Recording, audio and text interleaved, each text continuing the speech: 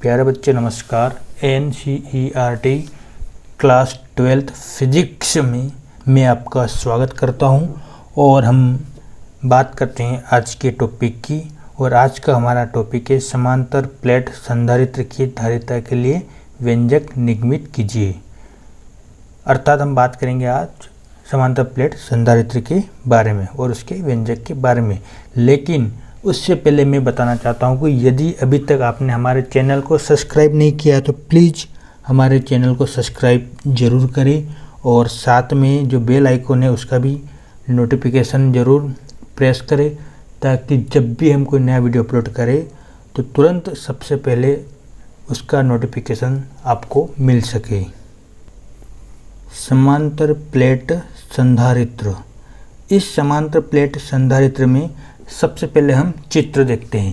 तो देखिए चित्र इसका किस प्रकार बनाया जाता है। इसमें धातु की दो वृत्ताकार या आयताकार प्लेटें होती हैं और उन दोनों प्लेटों को कुछ दूरी पर एक दूसरे के समांतर रखी जाती है। तो देखिएगा ये दो धातु की वृत्ताकार या आयताकार प्लेटें हैं, दोनों एक दूसरे से d दूरी पर एक दूसरे के समांतर रखी गई है। और यहाँ हम मान लेते हैं कि ये प्लेट A है और ये प्लेट B है। यदि प्लेट A को धन आवेशित किया जाता है, यानी कि हम प्लेट A को धन आवेश दे रहे हैं तथा प्लेट B को हम पृथ्वीकृत कर देते हैं, यानी कि प्लेट B का संबंध हम पृथ्वीकृत कर देते हैं। जो प्लेट B पर जितना भी आवेश उत्पन्न होगा वो सारा पृथ्वी के अंदर चला जाएगा।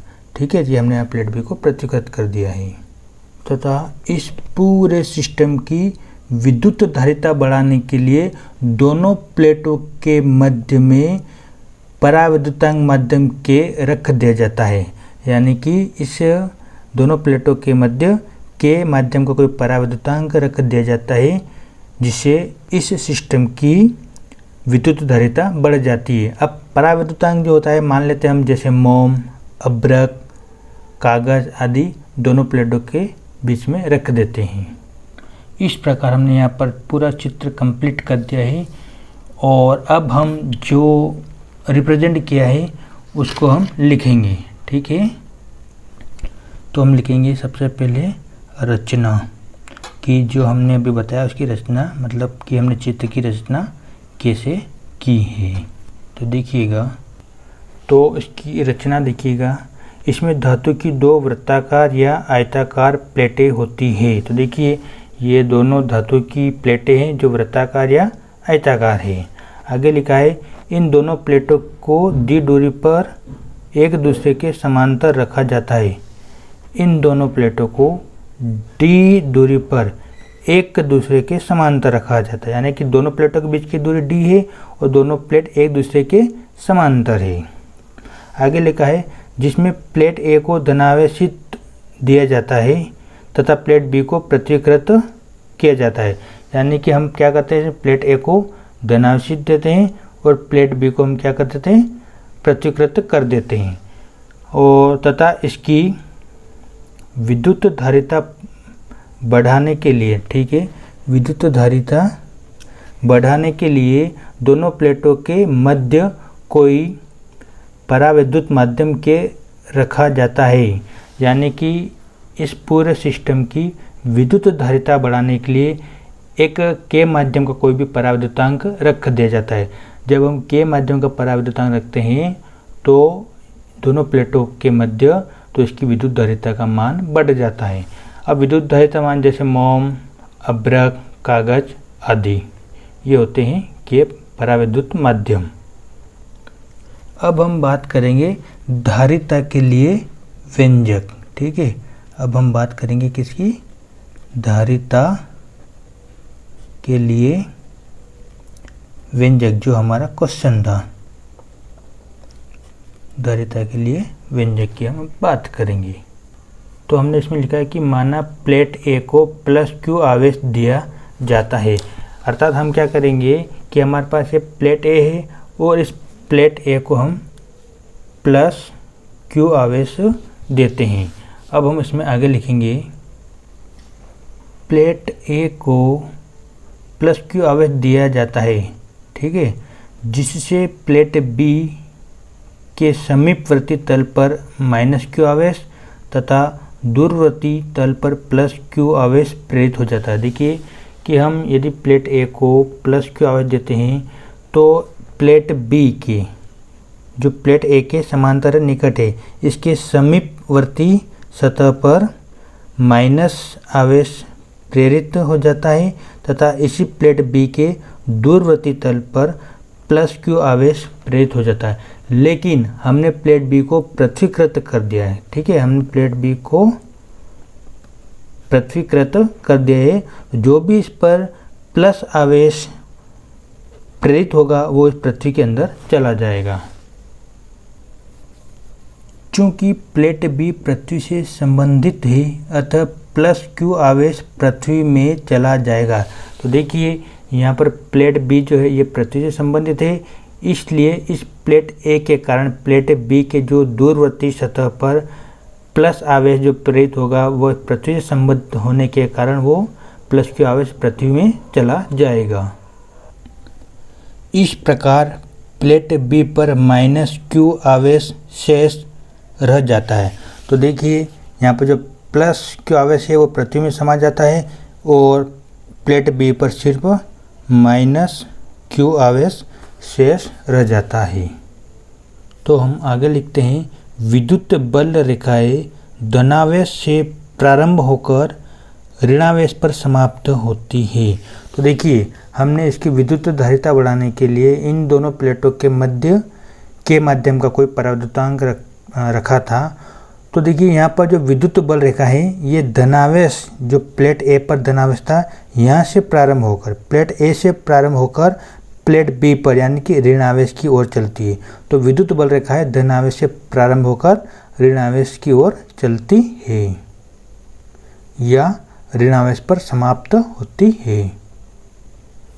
अतः दोनों प्लेटों के परस्पर समांतर होने के कारण, तो हमने देखा था यहाँ पर प्लेट ए और प्लेट बी दोनों प्लेट क्या है, समांतर है, उनके मध्य बल रेखाएं परस्पर समांतर होगी।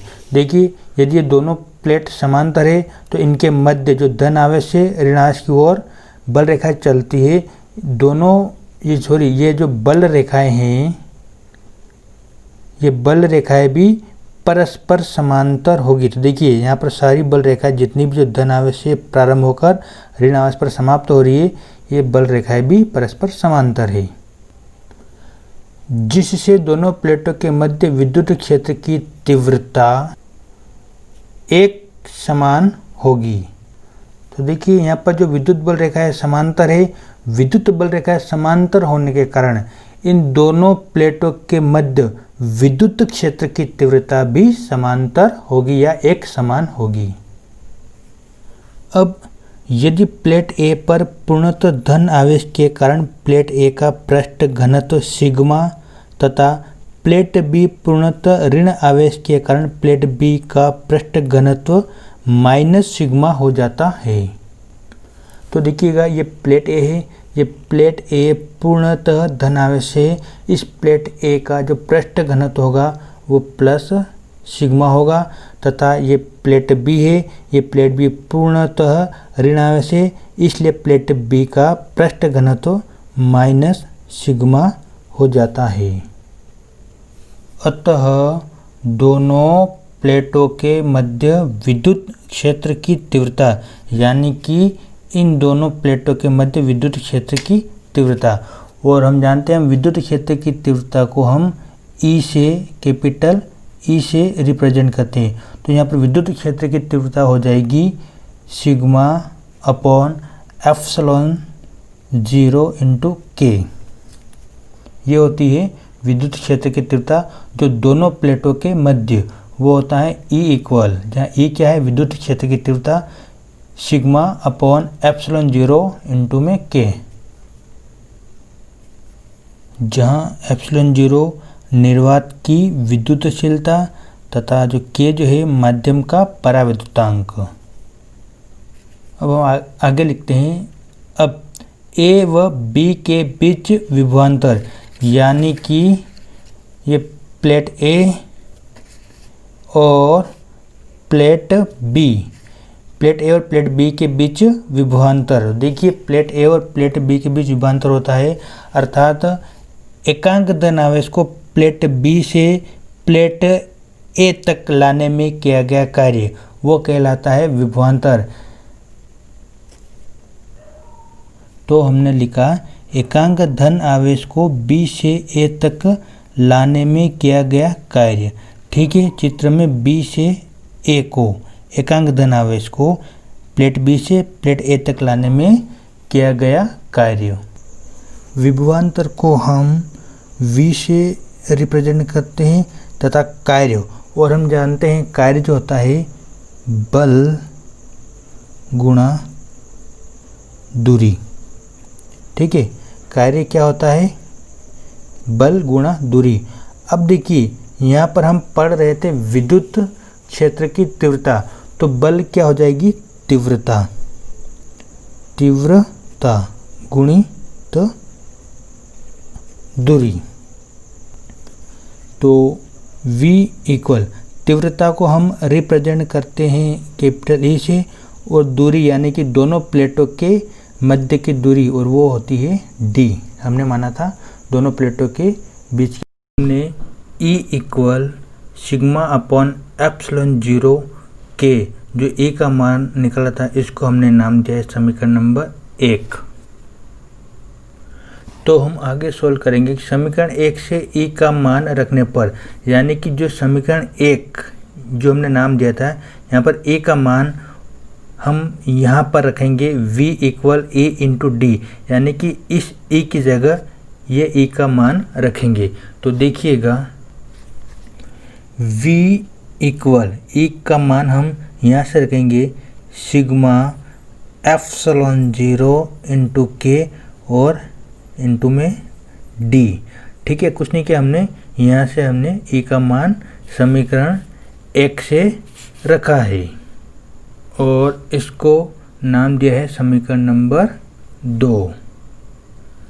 परंतु हम जानते हैं कि सिग्मा इक्वल, और सिग्मा इक्वल होता है आवेश अपॉन क्षेत्रफल, और आवेश को हम रिप्रेजेंट करते हैं Q से और क्षेत्रफल को हम रिप्रेजेंट करते हैं A से। इसलिए सिग्मा इक्वल होता है आवेश अपॉन क्षेत्रफल, जहाँ A क्या है? अनुप्रस्थ कांट का क्षेत्रफल होता है। अब हम क्या करेंगे, जो सिग्मा का मान है इसको हम समीकरण 2 में रखेंगे, यानी कि सिग्मा का मान यहाँ पर रखेंगे।